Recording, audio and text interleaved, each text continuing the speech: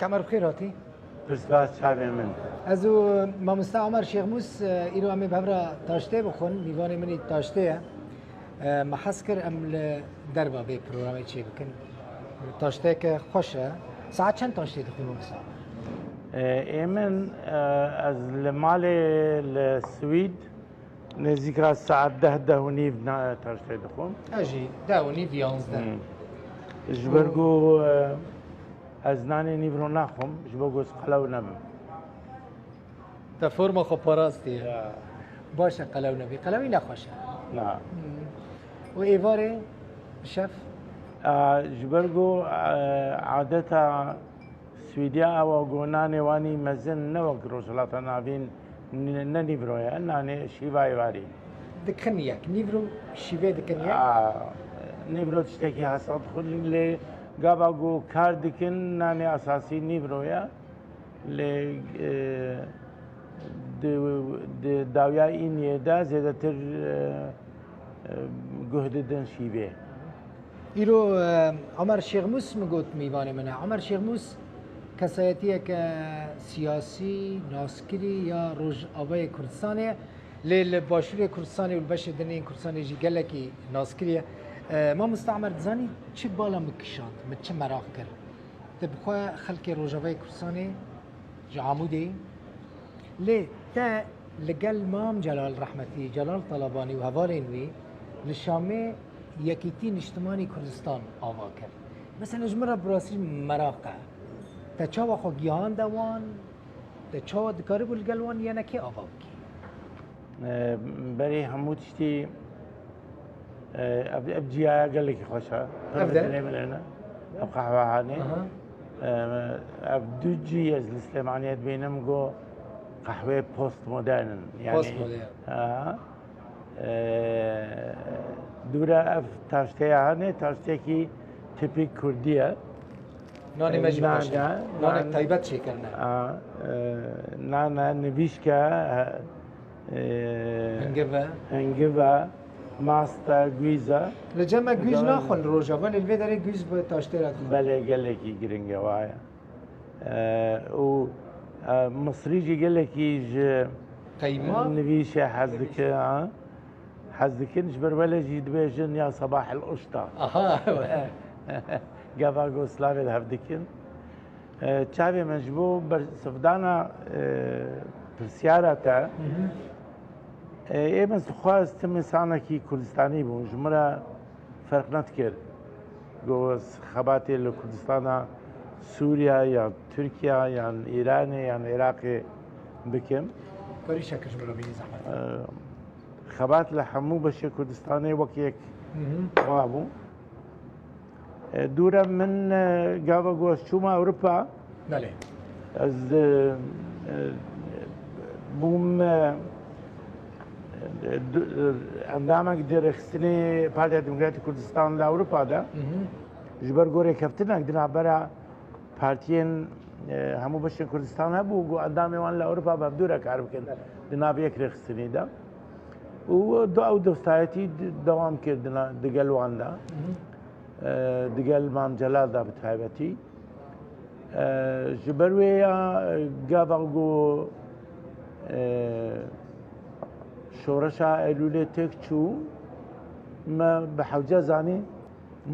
زانی گو ام تشتکی بکن بله او تشجي ما دقال قال لك هبارة داش بحث كر مناقشة كر مريت شبكة باشا دبي روشا به فياغو ل يعني وقت ديروكا ملتي كردا تشنجارا شكستن وجير كفتنا قال لك يمزن تشابونا مثلا شورشا الشيخ سعيد شورشا سيد رضا جمهورية مهاباد احسان نوری پاشا افكار ساتانا بيوست بو گومري ديسان مورال خلقي بلند بكن اي او هفالي گو دهلا ايديولوجي دا دهلا فكري دا نيزي هبون لهمو پرجي كردستاني جمارك جبين شكرن يعني ما لكدري كذا شامي لا لاوروبا أها. از بخنا هاتم شامي لأوروبا بي از نه هاتم شامي چونکە از حکم لەسەر من هەبوو از نکاری بووم بێم لێ لە ئەوروپا مەجبین چێکردن و دراستیدا ڕاستە دەستپێکا یەکێتی لە شامێ ئامادە بوو لێ بریارە داوی لە بەرلینێ بوو جبینا بەرلینەدا بوو بريارة أفكرنا كتير برليني هاتستانا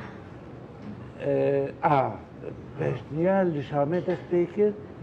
لێ تەسبیتە یەکیتی و بەلافکردنا یەکیتی دیەکێ شەشتا پاش جبینا گۆلبەرلینێ چێبوو ئەم نێزیکە چند كاس سی کادرۆیەک بوو أها كم هەنێکە باش کوردستانە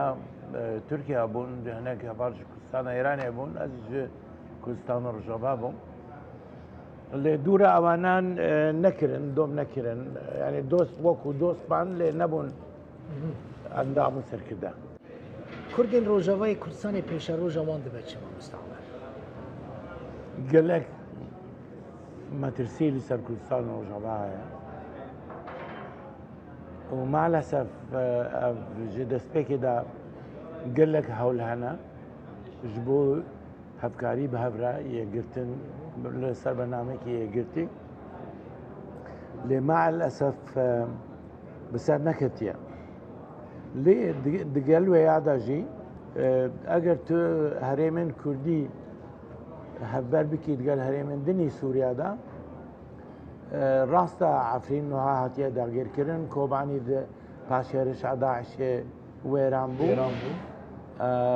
تەنێ منتیقا جەزیرە مایە لێ دیسان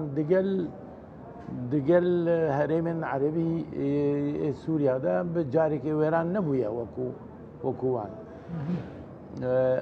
ئادن لە سووریا بەگشتی ڕاستە کوردستانێژی گەلە کەس هاتنە دەربە لێ هەرێمن دنی سووریا نێزگا 8 میلیۆن ئینسان دەربدەر بووە ینی کۆچبەر بووە پەنابەر بووە یان لە جیەکی دن دژی ینی ئەو تەسیراوێ لەسەر هەرێمن کوردیشی بووە لێ دگەل وێیادا ژێرخانە خۆ پاراستیە ئەو دبە لێ پاشە ڕۆژاوێ ئەگەر هات و بە هەفتورە کار نەکردن ڕاستە نوها برێڤەبەرێکی دفاکتۆ پەیدا بووە هێزێکی لەشکری هەیە پشتگیریژی جیهانی ژێرەتیە لێ ئەڤایە هەتا دۆم ناکە چونکە بەرژەوەندی وان وڵاتە تێن گواردن ji ber vê ya Kurdê Rojava gel bixwazin paşa rojawan rûnak ba gerek bi hev re kar bikin gerek li ser bernamekî bi hev re kar اوكي مثلا حتى نها قالك هولدان شي بوناش بوكو كردين من روجافا بهبر كار بكن لي كاك عمر او هولدان نتشون السري لقول تجربياته بصالة نوا سياسة داي تجنيزك وجد شوبيني او نيزك بون شاوا دكارت شي ببه مثلا ها هناك فرنسي دخازن كردان نيزك بكن حتى نها بسر نكتنا حتى نها يعني تشك انجامك جديد تنا ريتشنا كاك عمر يعني رين كومروفان بقينا هفتشنا شو تكرم اگر از تجربه و ازمونا کردستان عراق بینم برچاوا اري گەلێک ساڵ بوو ناکۆک بوون شەڕێ نافخۆدنا بەراواندا هەبوو لێ حتاگۆ بەرەیە کوردستانی چێ نەبوو دە هەشتێ و هەفتە گرانیاوان نەما یعنی گرانیاوان تنە بووش بۆ بریاردان لەسەر پاشە ڕۆژە عێراقێ لیان دەولەتێن هەفسینۆر و دەولەتێن جیهانێ داڵستاندنێ موار بکرد لێ وەستیان و دیتن گۆ پێویستیاوان بێکبوونا ڕێزێوان هەیە گوارێ گۆبەرەیە کوردستانی چێبوو گەڕەوش هاتە گوهرتن و سەدام حسێن کوێت داگیر کرد و شەڕێ کەنداوێیەیە کە من دەست پێ کرد هێزێ هەری کاریگەر و مؤثر ڕۆژە عێراقێدا بەرەیە کوردستانی بوو راست نوها لە سووریا ژی تۆگوتە بالا خۆ بدەیە ئەگەر هەفکاریەکی ڕێگوپێک دنابەرە هێزێک کوردیدا پەیدا ببە بەرهەفدان دەگەل هێزێ ئۆپۆزیسیۆنە عەرەبیدا هێزە بڕێک و پێ کورد هێزا هەری بڕێکوپێک و لەسەر عەردەی خوا مثلا لە کوردستانە عێراقیشی وەلێ بوو هێزی ئۆپۆزیسیۆنە عەرەبی عێراقی نە لەسەر عەردەی خوا بوون یان لە ئێرانێ بوون یان لە جێدم بوون یان لە سووریا بوون لێ هێزێک کوردی چ لە کوردستانە عێراق چ لە ڕۆژاوای ئیرۆ لەسەر عەردەی خۆیە یانیش بەر وەیە وێ کارە بە کاریگەرتر بە وێ مؤسسەرتر بە لەسەر بریاردانێک و حساب ژێرە بێژێرەکە جا هەردوو ئالیان مەسەلەن چ پێشنیار دکی ینی مەسەلەن هەما دوو ئالی مێسەرەکانە ئەم دەبینن ئەم ئەنە کەسی چ تێخواستن وش پەیەدێ چ تێخواستن کۆکرێت ژە هەردووە شتێک و تێخواستن گۆخوا بە ڕێبازە خۆی ئایدۆلۆژی یا بەرێ بە گرێ نەدن نەرمیەکی نیشان بدەن نەرمیەکی نیشان بدن ژوان هەڵوێستێ گرتیەنوانی گۆبوونە سەبەبێ ناهافکاریکردن بە هەورە خۆشوەیە ڕزگار کرد چونکە تو گەرەک بیر مەسەن نوها تەفدەم دبێژە ئەم هەنە ئیدارەدانیە وەرن گەرەکم ببن ئەندامێمە بمەرە کار بکرد ئەم نابە یان هەواڵێ ئەنجومەنەکەسێ دبێژن ئەم وە قبول ناکەن هەتاگۆ هەڵبژاردن نەبە شەرعیەت پەیدا نەبە زندانیا ئەو نەکن ینی ئەو مەرجانە مەرێ کارە بدە ئالیش بۆ هەفکاریە دکارم بدن ئالی ینی لگۆر کو تو هەردوو ئالیان ناستکی دکارم بدن ئالی ji بکو نێزیکی هەف ببن دوو تشت بریار دەدا یەک ئەگەر بەرژەوەندیە ملەتی خۆ لە بەر چاوا بگرن ئەمە یەک و نەتەنێ بیر لە پارتیە خۆ و بەرنامەی خۆ و حزبا خۆ بکن یا دووە ئەو مەترسیە مەزنگ و هەنە لە سەروان یەک گۆ تورکیا ممکنە هێرش بکە وەک عەفرینێ ڕەوشە دموگرافی لە کوردستانێ بگۆڕە بتەوامی یا دووە ممکنە ئەمریکا بریار بدە سەرۆک ترامپ بریار بدە گۆ خۆ بەخشینە گۆ خۆ بەخشان ئەو مەترسیەکی پر مەزن اینجا ممکنە بەڵێ پر ممکنە چونکە ترامپ ئینسانێکی نەمەوزوونە بریاری خۆ دگوارە ڕۆژێکی تشتەی ینی چەندین حادیسە بوونە کۆ بریارێکی ڕسمی دایە پاش چەند ڕۆژە بریارێکی دندایە بۆ بەعکسی وەیە یانیش بەر وەیە نەجیێ متمانەیە نەجێ باوەیەیە تشتێکی دن کاکەمەر مەسەلەن دەبێت و ئەمریکا ڕێ بدە تورکیە ji ber ji bo parastina hinek berjewendiyên xwe ku Tirkiye derbasî Rojavayê Kurdistanê bibe li gora zanyariyê min ئەمریکا گەفەیەن بەهێزکردە لەسەر تورکیا و ji wan re gotin em qet qebûl nakin berî sê roja dîsan wezîrê berevanî yê Amerîka got em qebûl nakin ku Türkiye bi operasyonekî leşkerî yekalî li Sûriya bike li Şerqê Firatî li civîna Enqeraya nû di navbera Erdogan û Rohanî û Putin da İran û Rusya eşkere ji belav kirin paş ku civîn xelas bû got êma em qebûl nakin got Tirkiye têkeve nav erdê Sûriya tiştê got em qebûl dikin tenê eger itîfaqiya Edenê جێبەجێ بکەن اتفاقی ئادەنەژی یا گۆ ساڵە 1970 بوو 5 کیلۆمەترە ئجا ئەو 5 کیلۆمەتر ژی نەگۆ بدایمی لە وەربە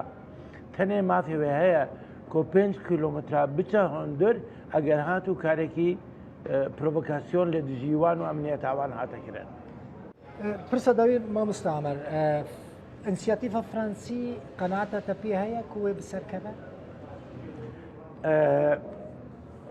هەموو پرۆسەیە نابژیکردن بە هاسانی دەرباس نادەن و گەلێک وەخت جوان ڕەدگەن هەبوونا vê pêvajoyê baştire ji nebûna wê dûre dirêj bike jî dirêj jî bike giring ew gol li ser kar bikin dest hil negirin ev yek yan didiya هێزی مەی کوردستانی وە چەقی خۆبتەنێ نبینن گۆجباتە جیهانی دەف جوان بەرداە پشتگیری ئەوان ناکات یانسە سیا وڵاتین ڕۆژاوە بە ئەوروپا و بە ئەمریکاژی قبولکردنا گۆ فرەنسا بڤێ ڕۆلێ ڕابە و پشتگیریاوان بکەن کاربن هێزێ کوردی بە هەورا کار بکەن و بکەن یەک ئەنی دبەرژەوندی ئەوان دەیە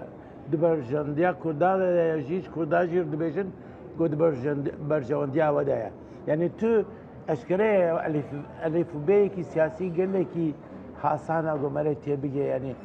ژێرە نابێ گۆمەرە ئاینشتان بە ئەگەر تو یەکگرتی بە تە بە هەورا کار بکی تێکاری بە دەستکەفتێن مەزن بەدەستبینی لێ ئەگەر تو نەیەگرتی بە تو ناکۆکبی بە هەورا تێژێر کەبی ڕاستە سیاسەتێ دوور سەحەتەتە چاوەیە سەحەتا من باشە نەخراپە لێ نەهو قاسی باشەشی لێ دوی عمریدا هەفتێ و هەفت ساڵی هەفتێ و هەفت بەێ ماشەڵڵا گەلێک جوان خویایی سپاس یانیش هەفتێ و هەفتان جوانتر خویایی زۆر سپاس چابێت دەژمێرە گۆش کەسیرە نەبیش باوەرم کرد هینجی چالاک دیاری کاک عمر وەڵا دەمێکی ئەس دوور کەتە بوو من زێدەتر تەرکیز لەسەر نیفساندنێت کرد لێنوها مبادرە هاتیە پێش ji بۆ دیتنا ئاشتیە ji ڕەوشا سووریارە ئەس دگەل هەنە کەسایەتیم بناودەنگی سووری ji هەموو مکەوناتی سووریدا ئەم بە هەبرا کار دەکەن ینی ji بۆ گوت دیتنا چارێکی ئاشتیش باش هێوی دکەم سەرکەفتی بن و زۆر سپاس تەندروستیەکە باش و ماستی وان خۆش بوو ماستی مەر ماستی میان لەبێ دەرەژێر دێژە ماستی مەر پرش ماست حەز ماستێوان پڕ خۆش بوو خۆش بوو تاشتاکە خۆش بوو لێ ئەزێویدارم ماستێ قوتیا بە چونکە ماستێ دن من نەخۆش نه ئینشاڵە چەک نابی گەلێکی سپاس سەرچاوا هێوی دکەم تەندروستیەتە هەر دەمێ باش بە و